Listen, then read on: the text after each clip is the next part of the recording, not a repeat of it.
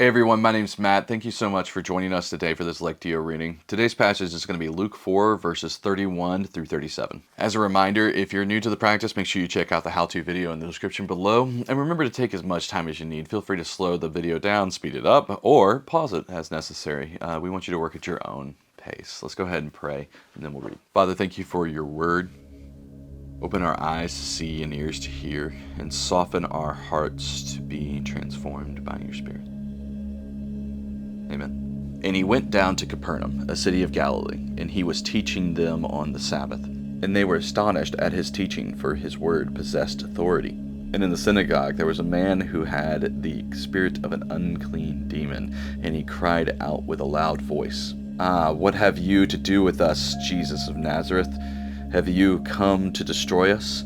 I know who you are, the Holy One of God." But Jesus rebuked him, saying, "Be silent and come out of him." And when the demon had thrown him down in their midst, he came out of him, having done him no harm.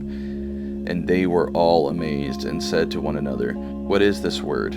For with authority and power he commands the unclean spirits, and they come out." And reports about him went out into every place in the surrounding region. This is the word of the Lord.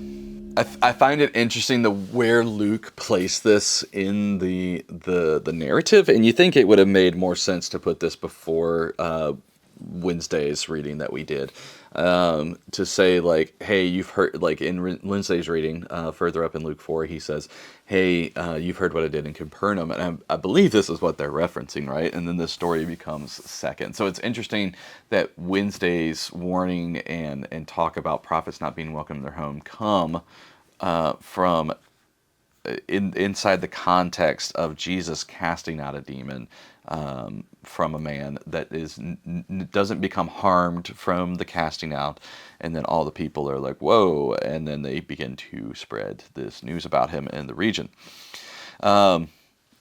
Few things that stuck out to me in this passage. First, that he is teaching in the temples, and his words possessed authority. And I think it's such an interesting thing to read, because I think we've all interacted with people in our lives that when they speak to us, their words possess authority. And I'd be curious, because like this is a society, a culture, a civilization proclaiming, man, this man's words possess authority. And I don't think that like that authority by itself is a marker necessarily of how do I say this gently? I don't think the words like having authority is necessarily just like, oh, the words have authority. He is of he is of God. I don't think that that's necessarily what's happening. But I think his words possessing authority sets out the character of Jesus here in this narrative, and then the words of which he is saying and the actions by which he conducts are the part that make him Jesus, right? He shows up and it's like he's proclaiming something new and different and challenging and beyond, and his words have authority for the people. And I think that that's the significant thing that's happening here. And then we get to his words having authority in a different way. And that's where I really want to, like, I think that's the fun contrast here, right? That he's a rabbi, a preacher, whatever common language we want to use for us to contextualize that in the here and now, right? Who shows up and his words have authority, and that is like, it's profound to them, right? They're like, oh, yes, it's finally, this teacher is here. I can learn something from this, and they get excited about it. And then a man with a demon walks in, and he's like, I know who you are, and he starts to kind of like push after Jesus in this almost agitated way, and he's like being sarcastic, and Jesus simply just says, "Be silent, come out of him." And I don't know why I think about, I mean, it has an exclamation point on it, so maybe not, but I just feels like a calm sentence, but it may not be. And he kind of lets this thing out, and not only does the man, this demon come out of him, but he's unharmed.